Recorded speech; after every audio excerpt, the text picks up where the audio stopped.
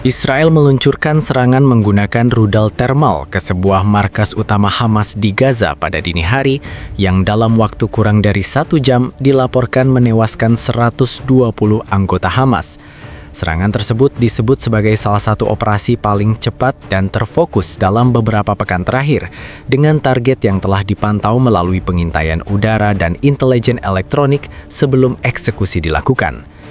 Menurut sumber militer Israel, rudal thermal yang digunakan dirancang untuk menghasilkan suhu ekstrim tinggi dalam radius terbatas dengan tujuan menghancurkan struktur bawah tanah dan ruang komando yang dilindungi beton bertulang. Target utama disebut sebagai kompleks operasional yang selama ini diyakini menjadi pusat koordinasi logistik dan komunikasi Hamas di wilayah utara Gaza. Operasi ini dilaksanakan dalam satu rangkaian tembakan presisi yang dilepaskan secara berurutan untuk memaksimalkan dampak dalam waktu singkat. Pihak militer Israel menyatakan bahwa keputusan peluncuran diambil setelah adanya informasi intelijen mengenai pertemuan internal tingkat menengah hingga senior yang sedang berlangsung di lokasi tersebut. Dalam pernyataan resminya, militer menyebut serangan dilakukan untuk mengganggu rantai komando dan menghentikan perencanaan operasi lanjutan terhadap wilayah Israel.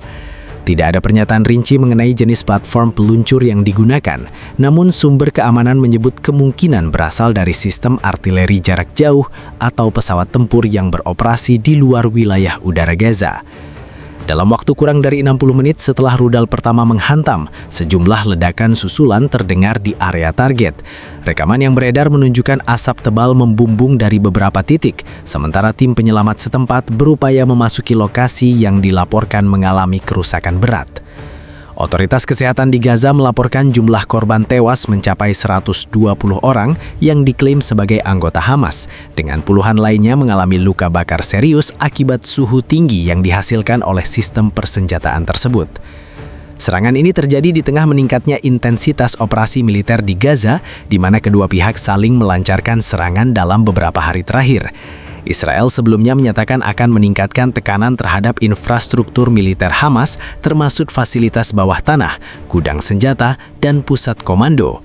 Rudal thermal dipilih karena dinilai efektif untuk menghancurkan ruang tertutup tanpa perlu pengerahan pasukan darat secara langsung. Analis militer menilai penggunaan senjata dengan efek panas tinggi menunjukkan perubahan pendekatan taktis, terutama untuk menghadapi struktur pertahanan bawah tanah yang selama ini sulit ditembus dengan amunisi konvensional.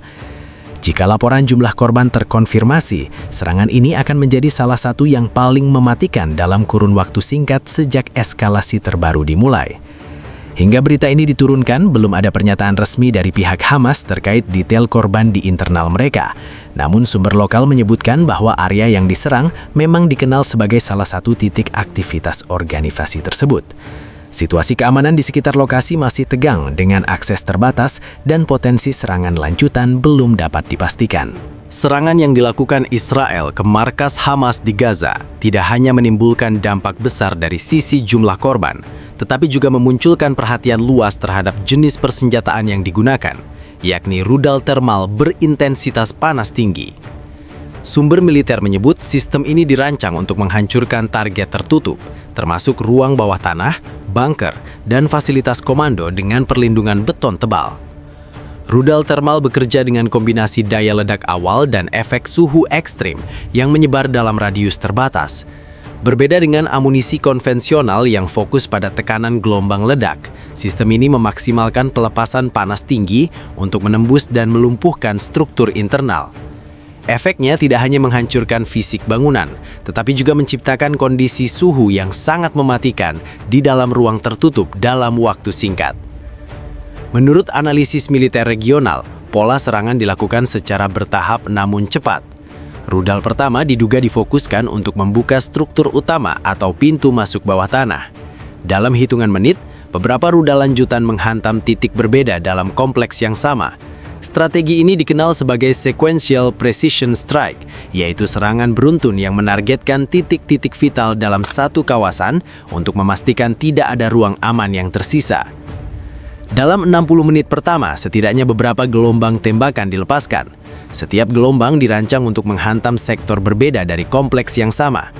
Tujuannya adalah memutus jalur komunikasi internal, menghancurkan pusat kendali, dan menutup akses evakuasi.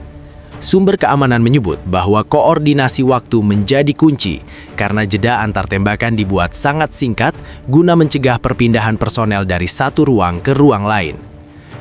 Penggunaan rudal thermal juga menunjukkan bahwa target telah dipetakan secara detail sebelumnya. Serangan presisi seperti ini umumnya membutuhkan intelijen berbasis pengintaian udara, pemantauan elektronik, dan kemungkinan penggunaan citra satelit resolusi tinggi.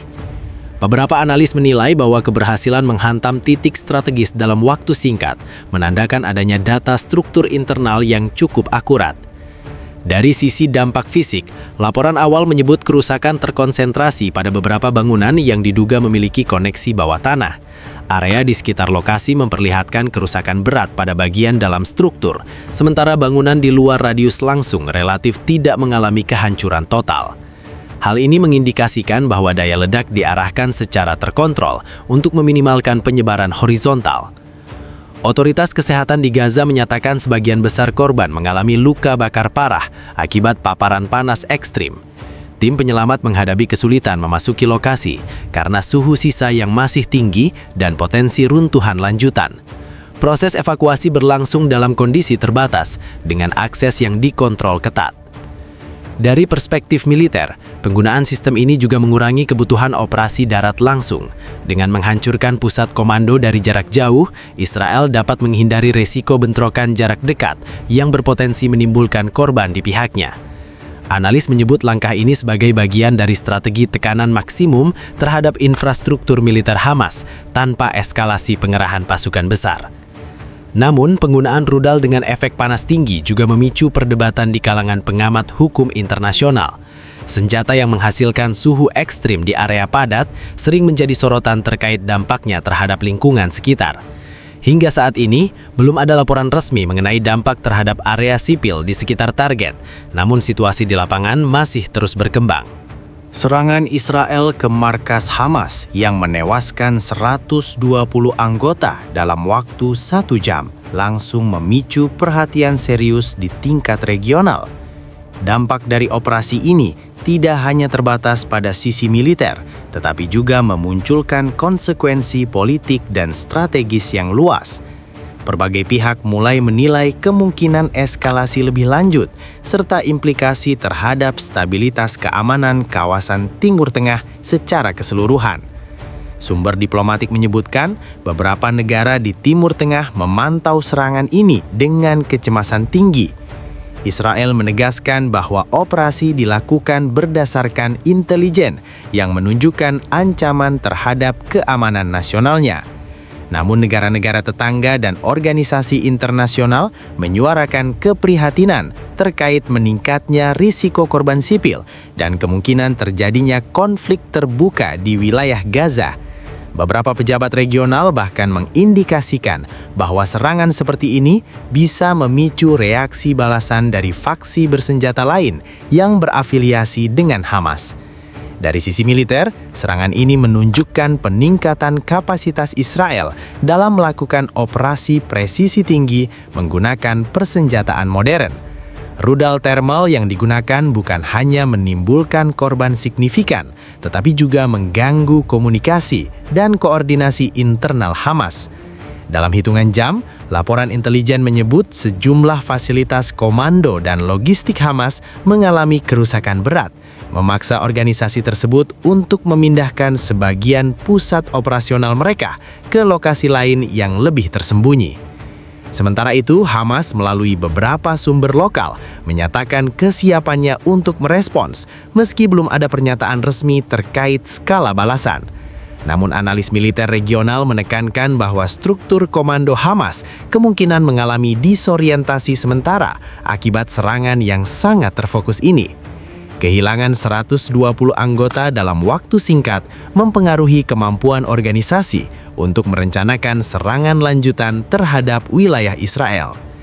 Reaksi dari masyarakat sipil di Gaza juga menjadi fokus pengamat internasional.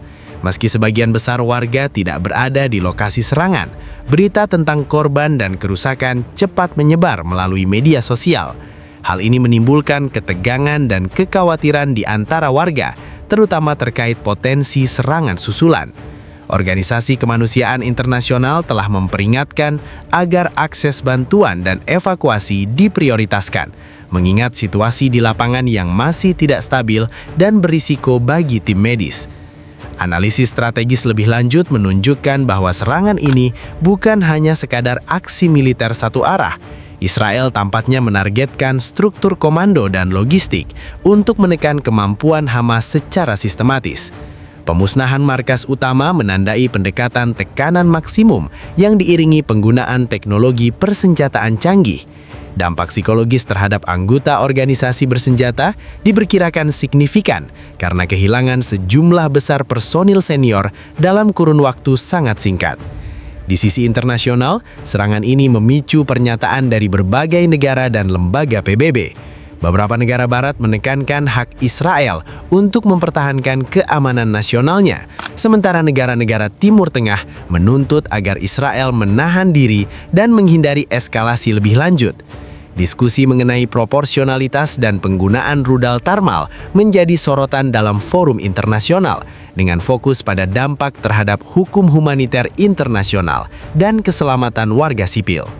Serangan Israel dengan rudal thermal yang menewaskan 120 anggota Hamas dalam waktu kurang dari 1 jam tidak hanya menimbulkan korban fisik, tetapi juga dampak signifikan terhadap psikologi dan struktur operasional organisasi tersebut. Kerugian besar dalam satu waktu menyebabkan ketegangan internal dan ketidakpastian mengenai kemampuan Hamas untuk mempertahankan operasi mereka di wilayah Gaza. Sumber intelijen menyebut bahwa hilangnya anggota berpengalaman mempengaruhi kapasitas pengambilan keputusan di tingkat menengah dan tinggi. Banyak komandan lapangan dan staf logistik yang terbunuh, sehingga unit-unit yang tersisa harus menata ulang hierarki internal dengan cepat. Hal ini menyebabkan perlambatan dalam koordinasi operasi, sementara komunikasi antar unit menjadi lebih rentan terhadap gangguan. Hamas diperkirakan harus mengerahkan sistem komunikasi cadangan, termasuk jalur bawah tanah dan teknologi terenkripsi untuk menjaga kesinambungan perintah dan koordinasi lapangan. Dampak psikologis juga terlihat pada anggota yang selamat. Kehilangan rekan dekat dan pemimpin unit dalam hitungan menit menimbulkan rasa takut dan kehati-hatian ekstrim. Beberapa sumber internal menyebut adanya ketidakpercayaan terhadap kemampuan untuk mengantisipasi serangan mendadak Israel yang memaksa Hamas meninjau ulang prosedur keamanan internal, lokasi markas, dan metode pertemuan. Psikologi kelompok menjadi faktor penting karena moral anggota yang menurun dapat mempengaruhi kesiapan tempur dan efektivitas koordinasi di lapangan. Dari sisi logistik, kerusakan pada fasilitas komando dan gudang persenjataan membuat Hamas harus memindahkan sebagian besar peralatan ke lokasi alternatif. Penyimpanan senjata dan perlengkapan komunikasi diperkirakan tersebar ke titik-titik tersembunyi di seluruh Gaza untuk menghindari deteksi lebih lanjut. Beberapa analis militer menyatakan bahwa distribusi logistik yang terbagi-bagi ini mengurangi risiko kerugian total, namun juga meningkatkan kompleksitas manajemen dan pemantauan peralatan, sehingga menghambat respon cepat terhadap ancaman baru. Strategi operasional Hamas diprediksi akan mengalami perubahan signifikan. Kehilangan pusat komando utama memaksa mereka memaksimalkan taktik tersembunyi, penggunaan jaringan bawah tanah, serta peningkatan mobilitas unit kecil untuk menghindari deteksi. Taktik hit and run, penempatan pos sementara, dan pertemuan di lokasi yang tidak tetap diperkirakan menjadi norma baru. Hal ini menimbulkan tantangan bagi Israel untuk mempertahankan tekanan tinggi, karena struktur yang lebih tersebar membuat target lebih sulit diidentifikasi. Selain itu, serangan ini berdampak pada pola hubungan Hamas dengan faksi bersenjata lain di wilayah Gaza dan sekitarnya. Kerentanan mereka dapat memicu pembicaraan ulang mengenai koordinasi dan aliansi strategis. Beberapa faksi mungkin menawarkan dukungan logistik atau intelijen untuk mengisi kekosongan akibat kerugian besar ini, sementara pihak lain bisa memanfaatkan situasi untuk meningkatkan pengaruh mereka dalam organisasi. Secara psikologis, serangan mendadak dengan tingkat presisi tinggi menekankan tekanan konstan yang dihadapi oleh Hamas. Penggunaan rudal thermal yang mampu menghancurkan fasilitas tertutup dalam waktu singkat memperingatkan anggota yang tersisa akan risiko serangan mendadak berikutnya. Para analis memperkirakan bahwa operasi ini akan memicu perubahan perilaku anggota, termasuk peningkatan protokol keamanan, penggunaan markas sementara yang lebih tersembunyi, dan intensifikasi pengawasan internal untuk mencegah kebocoran informasi.